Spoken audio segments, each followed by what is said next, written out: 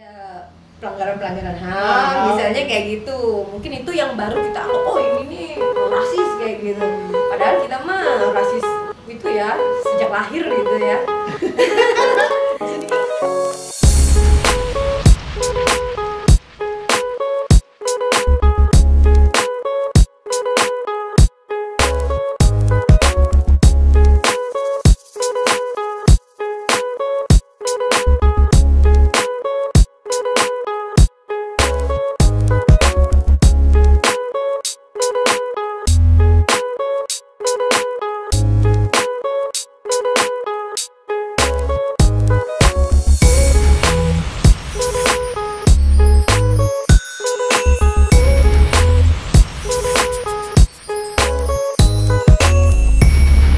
Halo, kembali lagi bersama saya Rian Cipta Julenda di hashtag Kata Kita Project gitu ya, di channel kita. Sebelum kita mulai, jangan lupa untuk subscribe dan juga klik on that subscription button agar bisa mendapat informasi lebih lanjut dari kita. Oke?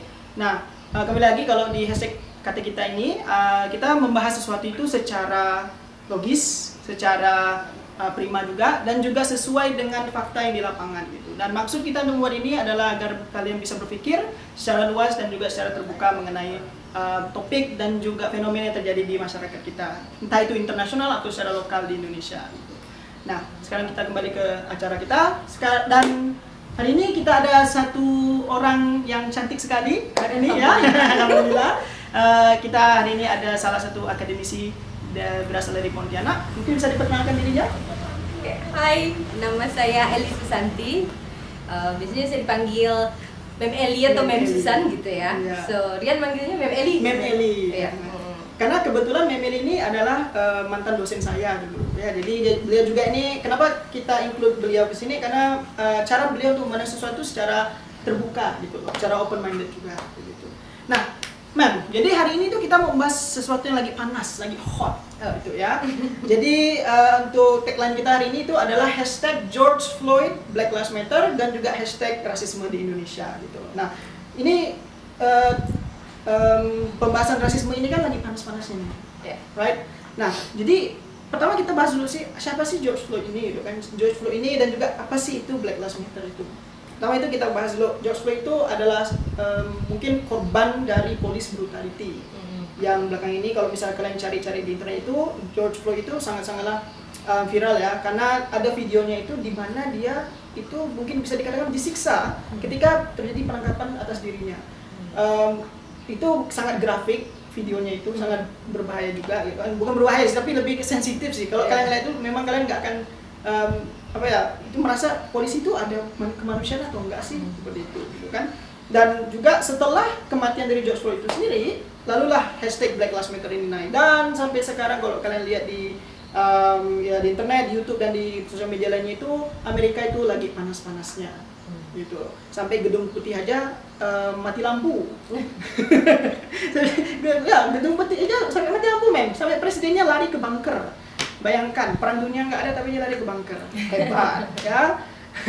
Jadi membahas ini kan berarti, dan yang polisi yang melakukan police brutality ini, dia itu kulit putih. Dan yang lainnya itu hanya melihat dia ketika dia ditekan di bawah di bawah itu menggunakan lutut dan dilihat, dan itu setelah itu kalau misalnya pun nggak di blow up dan juga video dia nggak viral, dan kasus ini nggak akan diangkat gitu. Nah, ini kan kasus rasialisme dan juga rasis yang terjadi masih di Amerika gitu kan. Nah, itu kan memang sangat parah guys. Tapi coba kita kembalikan ke ranah lokal, ke Indonesia sendiri gitu loh. Nah, kalau di Indonesia ini apakah ada kondisi yang sama nggak sih kira-kira seperti di Amerika ini? Kira-kira? Nggak cuma di Indonesia sih ya, kayaknya untuk rasisme tuh it happens all over the world kayak gitu kan ya. Kalau mau cari akarnya apa ya, akarnya karena manusia dilahirkan berbagai ras, berbagai warna kulit ya gitu kan ya.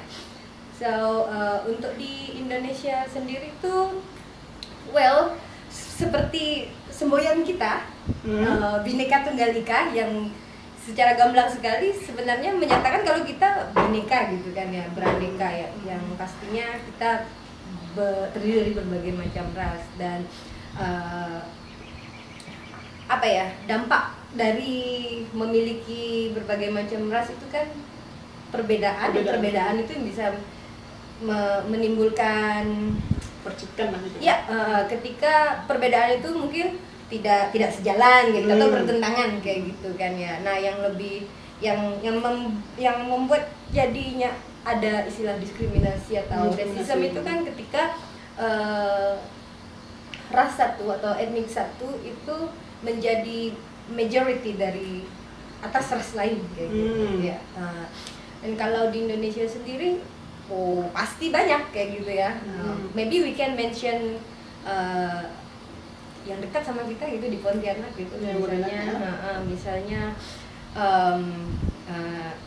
etnik Tiongkok gitu ya, maksudnya etnik Tionghoa yang ada di kita, kayak kita di Kalimantan Barat itu terutama kan etnik Tionghoa, etnik Melayu, Jawa, gitu. Dayak gitu kan, atau dan pendatang lainnya lah dari seluruh Indonesia.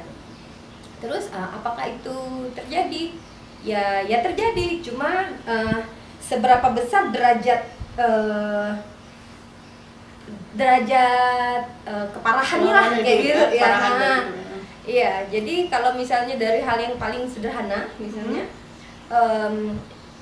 kayak kita aja suka bilang apa sih namanya, kau nih masin benar Cina kau nih, misalnya kayak gitu, kayak gitu kan. Kau nih orang Melayu malas, kan lalu lah aja itu kan. Nggak sampai nyebut malas, bilang ya Melayu kau nih, udah tahu kita itu artinya malas kayak gitu.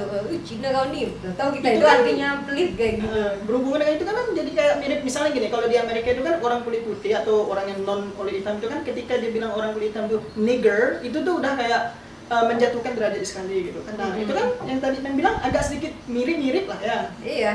Tapi kalau menurut saya itu bedanya ya, ketika di Amerika apa istilahnya tuh, multiculturalism itu kan terjadi tuh memang karena migrasi manusia pada zaman kolonial gitu kan.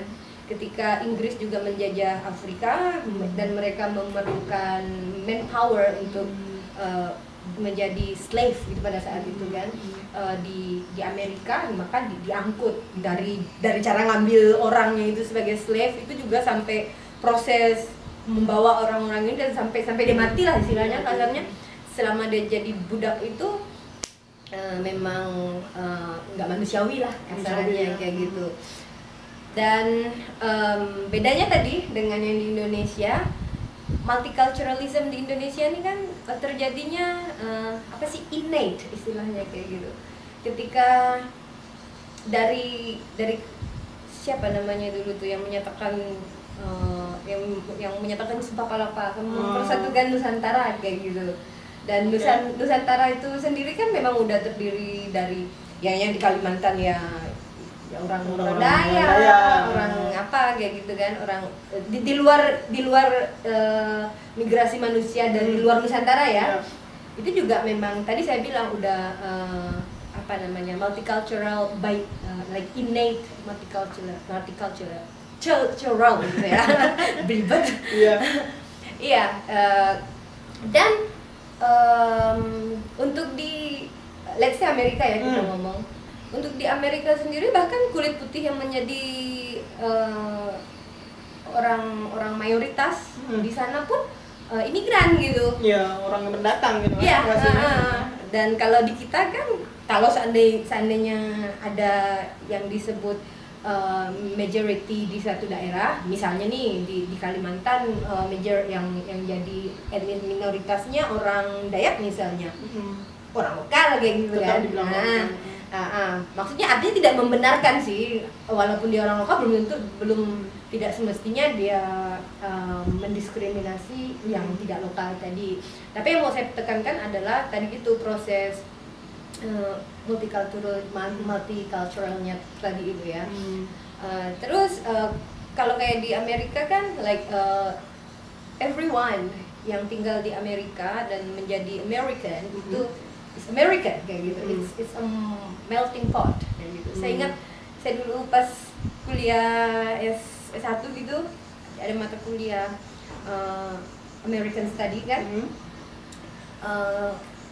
kita membahas tentang melting pot tadi itu. So when at that time saya pikir gitu kan, yang namanya melting kan, apa sih melting? Ketika contoh aja nih, misalnya apa? Contohnya coklat gitu dicampur sama susu. Biar dia bercampur tuh diapain? Dicairkan ya. Dan artinya ketika mereka melebur, kita udah nggak bisa lagi memisahkan mana coklat, mana susu, mana gula. Itu jadi satu, gitu. That's melting gitu ya. Tapi kalau di Indonesia sendiri, it's not the case gitu. It's different case kan? Iya, karena di Indonesia kita kan prinsipnya maunya Bhinneka Tunggal Ika, Tunggal Ika. Berbeda-beda dari satu. We recognize the binekanya tadi itu, tapi kita akan lebih maunya semboyan itu tadi kan, walaupun berbeda tadi. Tapi tetap satu. Tapi artinya kan tetap berbeda gitu kan ya. So with that logic tadi, dengan logika yang sama dengan dipakai melting potnya Amerika, maka Indonesia ini lebih cocok dibilang gado-gado. Karena ketika udah digabung pun kita masih tahu ini lontong gitu ya. Oh ini mie gitu. Oh ini apa? Oh, ini ada identitasnya masing-masing. Kayak gitu. So itu pertama sih kalau kata saya tuh konsepnya ya. Konsep diversity-nya dulu. Nah, untuk implementasi rasismenya juga akhirnya beda dari yang di Amerika ini ya sekarang. Iya. Yang kalau misalnya orang kulit hitam itu dibilangin nigger sama orang yang non kulit hitam itu udah sensitif sekali. Mungkin bisa. Dan jangan lupa di Amerika itu ya memang beberapa negara bagian itu memang bebas memakai senjata gitu. Jadi kalau macam-macam langsung door gitu kan, bahasanya kayak gitu. Masih bahasa zaman-zaman koboi lah gitu. Dan kalau di kita kan seandainya orang manggil siapa gitu, Cik gitu ya. Apa sih Cik tuh gitu? Kakak ya? Se-Indonesia kah? Enggak kan? Artinya ketika seseorang mengadres seseorang lain dengan kata Cik, itu sebenarnya kan ada identitas etnik sebenarnya kan. Bahasanya dia ya. Berarti kan yang dituju nih Tionghoa gitu kan. Kan enggak mungkin kalau di kita misalnya mbok jual pecel lele gitu, bisa pasti manggilnya kan Bi gitu kan. Dia enggak pernah manggil dia Cik. Artinya kalau misalnya di Amerika itu sensi gitu dengan addressing yang bercita rasa race, di kita tuh mah biasa aja kayak gitu. Misalnya ketemu mamang pecel, saya bilang ini mamang pecel lele kayak gitu kan. Iya. Saya tidak pernah bilangnya koko pecel lele, enggak, walaupun hijaunya mamang, iya mamang atau mas kayak gitu. Saya juga manggilnya mas kayak gitu. Why? Because I recognize that he is Japanese. Banyak orang yang jual itu kan ya memang orang Japanese. Iya. Dan apakah artinya itu kita rasis? Well, kalau lihat dari definisi rasis, kita mengadres mereka secara ras kan jadinya kan kayak gitu kan. Tapi apakah itu salah kayak gitu? Kalau menurut perspektif saya emang enggak. Soalnya negara kita udah bilang Bhinneka Tunggal Ika, bukan melting pot kan? Nah, seperti itu. Nah, yang jadi permasalahan mungkin sekarang itu ketika ada pelanggaran HAM, misalnya kayak gitu. Mungkin itu yang baru kita anggap, oh ini nih rasis kayak gitu. Padahal kita mah rasis itu ya sejak lahir gitu ya.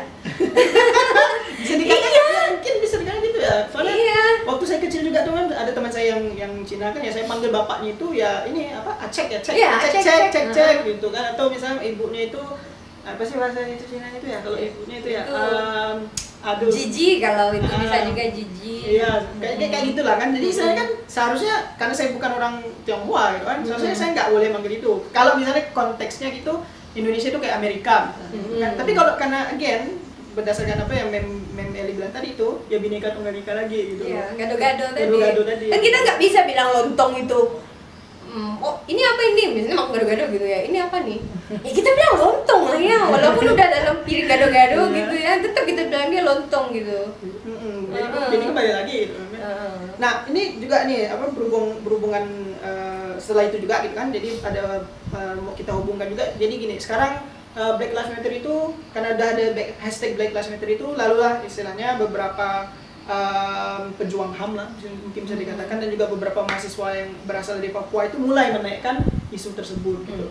Karena seperti yang kita ketahui kan, tahu juga ada beberapa kasus juga yang terjadi sama mahasiswa yang khususnya berasal dari ya daerah Indonesia Timur kita itu, yaitu di Papua gitu. Nah, apakah mereka ini sepertinya kayak ya ambil andil karena merasa I feel the same gitu, atau mungkin karena cuman ingin menyuarakan take the moment, menyuarakan suara yang sebenarnya itu yang sudah disuarakan tapi tidak pernah didengar. Yeah. Bagaimana itu? Ketika kita bicara Papua itu tricky ya kalau menurut saya, dan sekaligus simpel kalau menurut saya. Kan sebenarnya orang Papua itu kan nggak masalah bergabung dengan Indonesia gitu pada awalnya kan ya, dan bukan menjadi Indonesia sejak proklamasi itu dikumandangkan gitu kan. Mereka kan susulan istilahnya kan, gelombang susulan yang bergabung kan. Iya, dan di negara kita sendiri itu tunggu dulu, ketika mereka bergabung yang terjadi kan sebenarnya lebih kepada eksploitasi ketimbang dari penjaminan hak-hak warga negara, yaitu yang terjadi di Papua, di Aceh, di Maluku gitu. Kalau kita mau ngomong adil aja kayak gitu. Termasuk Aceh itu yang paling getol kemarin kan, ngomongkan masalah GAM gitu, Gerakan Aceh Merdeka kayak gitu.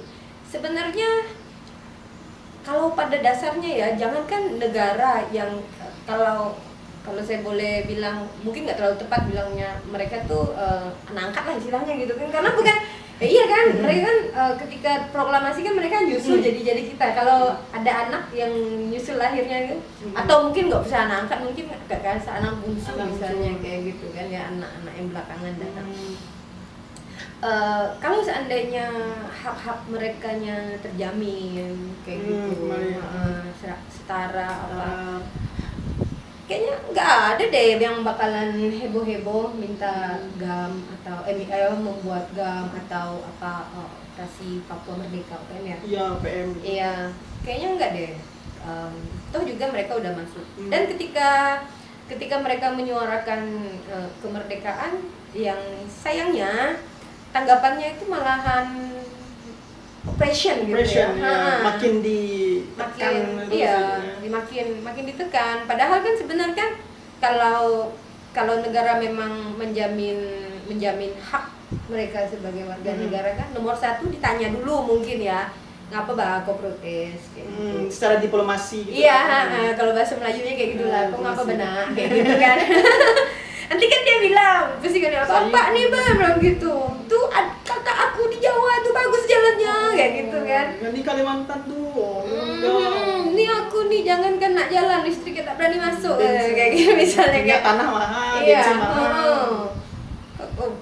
Misalnya kan ya, kakak aku di Pulau Jawa sana bensin naik 50 rupiah demo kayak apa aja ditanggapi, tak tahu ke di sini nih jangankan murah, mahalnya barangnya tidak ada kayak gitu, cuma agak perlu kayak gitu kan.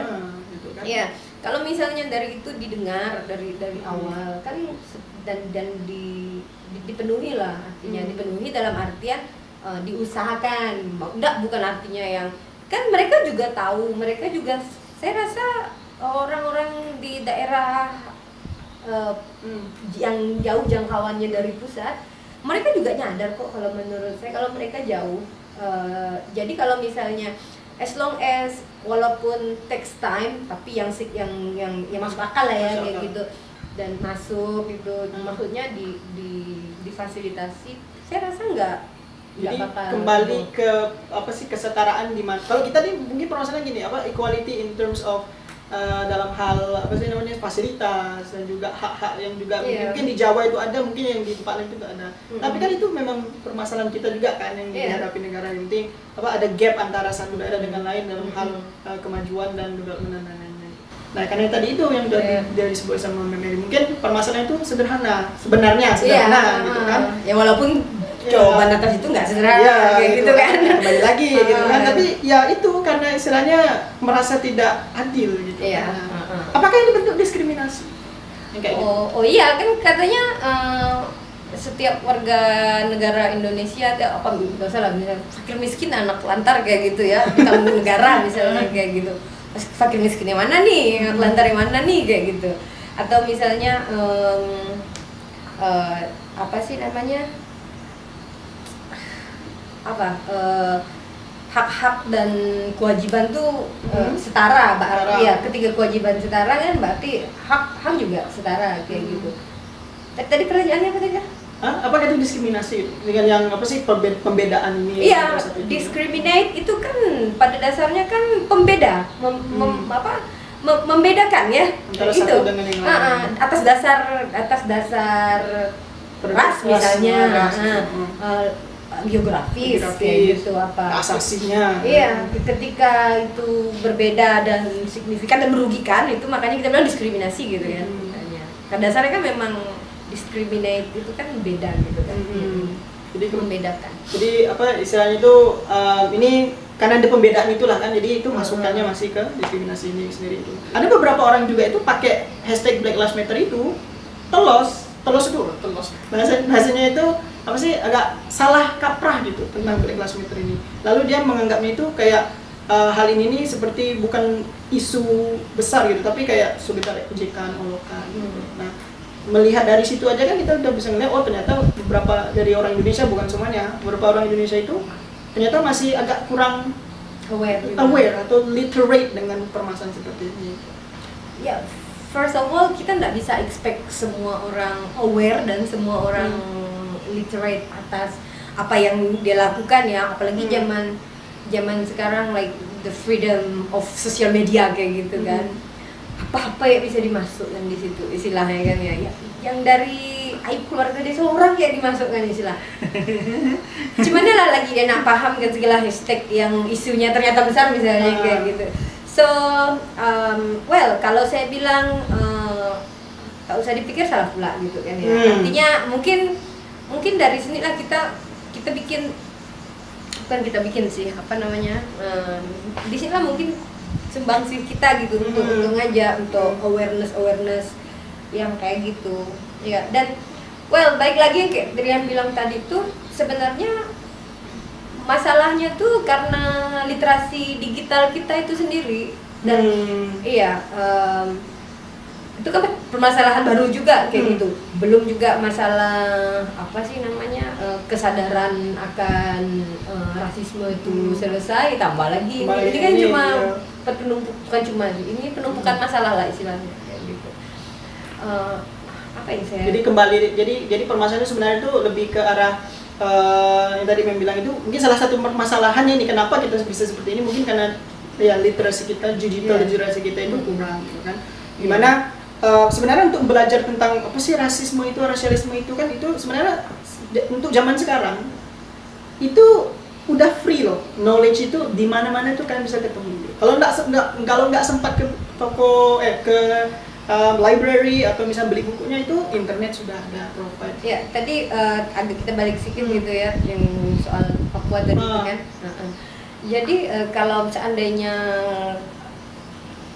sudah ada gerakan dan pemerintah sudah apa namanya bukan sudah menang, saya nggak maksudnya tuh tanggapannya itu kan yang kita lihat kan dalam bentuk opresi gitu ya.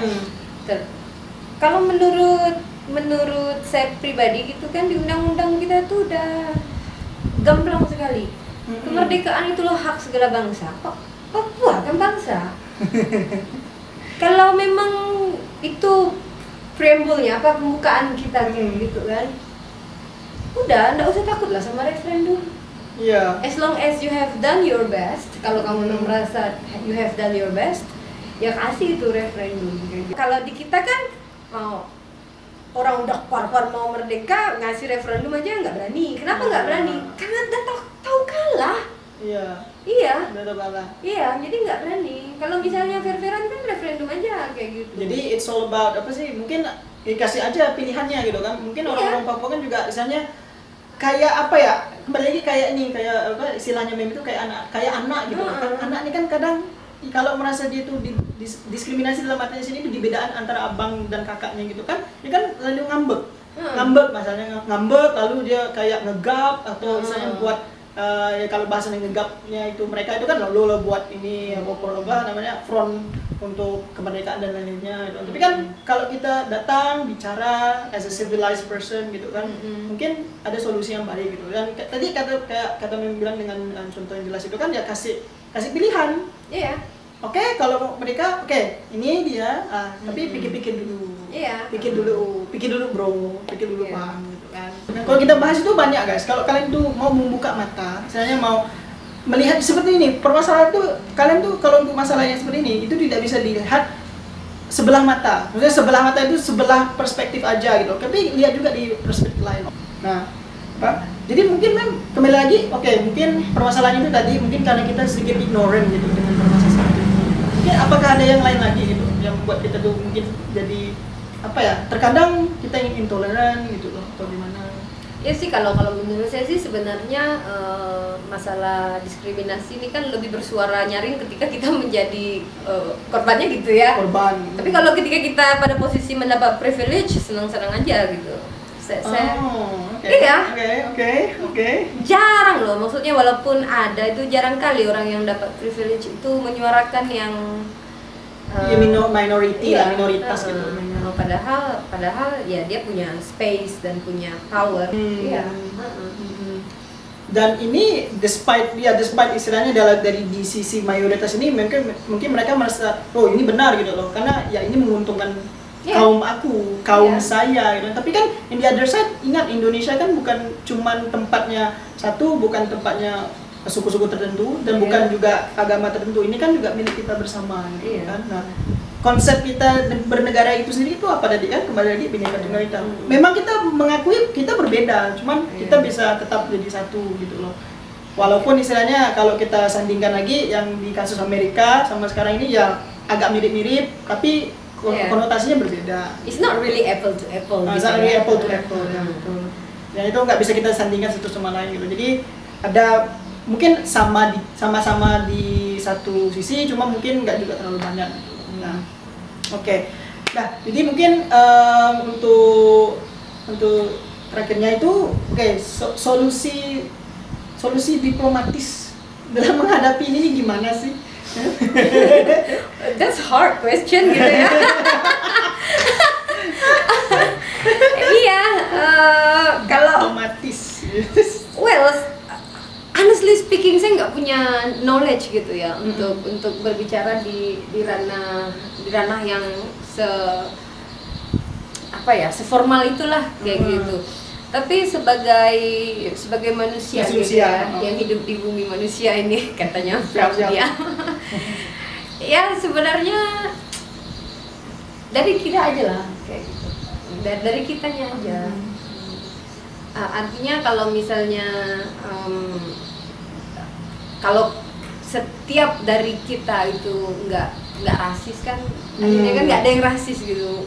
Tapi itu sih terlalu idealis ya, maksudnya tuh bahasa itu tuh bahasa mimpi mungkin ya, walaupun kadang mimpi menjadi nyata, tapi kan nggak semua.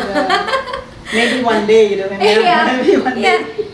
Artinya kan kalau itu udah lahir dari setiap orangnya ya itu niscaya kan jadi nggak ada lah. Tapi again tadi kemudian kalau dari sisi lain bagaimana menggerakkan biar setiap orang tuh punya kesadaran itu. Ya sederhananya sih dari setiap orang mungkin mulai satu introspeksi diri, kemudian membuka diri untuk membaca, membuka diri untuk membaca. Terus tuh ketika mendapatkan satu berita atau satu informasi itu cross check ulang kayak gitu. Seperti misalnya nanti nih ada yang nonton kita berdua itu nggak boleh juga diambil mentah-mentah gitu, harus cross check lagi. Iya, bener nggak sih yang diomongin kita berdua nih kayak gitu ya? Artinya kan kita kan manusia gitu ya. Tetap harus cross check, dan yang kita sampaikan di sini juga kan opini pemikirannya kita kayak gitu. Ya, tapi kalau setiap orang tuh udah punya punya critical thinking gitu, ya terus tuh awareness pribadi lah. Kalau dari sisi diplomasi, well, I'm not sure I have the right answer. Ya, ya, gitu.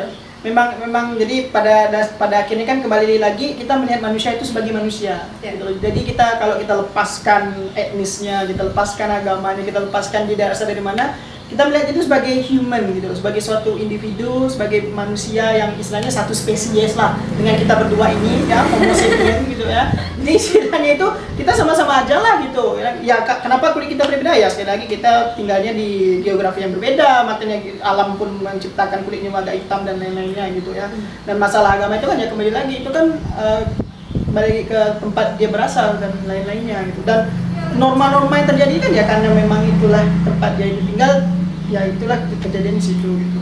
Nah, jadi untuk mengakhirinya terima kasih Mem Eli atas waktunya dan juga asik seru dari diskusinya dengan Mem Eli ini ya. Jadi yang bisa saya tangkap itu adalah satu, kita open minded aja lah. Ya.